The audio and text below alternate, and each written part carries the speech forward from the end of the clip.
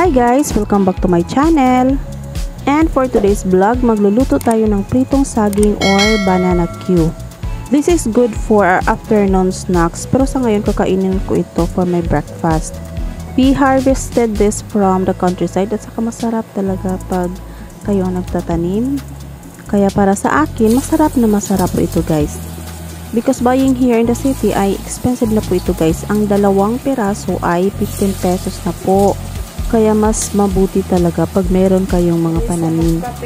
Because you can save money at saka masaya din po kayo kasi nakikita nyo ang bunga sa inyong mga pananim. At saka naman, it can also refresh during from our childhood days kasi marami kaming saging na pananim noon.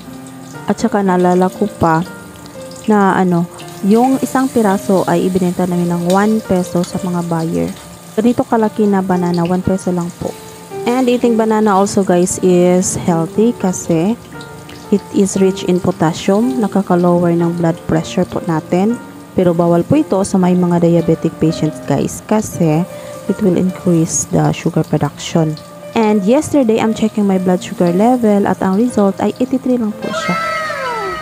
Kasi sayang naman po guys, ako ang nagluluto pagkatapos hindi ako pwedeng pakainin.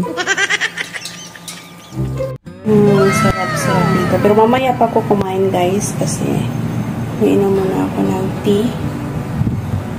Why barley? Santi barley po. I'm still hoping na pumapayat po ako guys. That's why I'm going to take this tea. This is Santi barley. Masarap po ito. May lasa kasi yung isa ay 60 pesos po. Kaya masarap. I usually drink this tea before I eat my breakfast guys.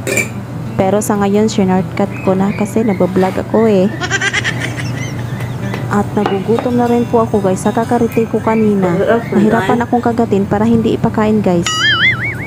And for those who keep on supporting me and watching on my vlog, maraming salamat po. Hanggang sa susunod, abangan nyo. Hope you like and enjoy my vlog. Just keep on watching and please don't forget to like and subscribe to my channel. Thanks for watching.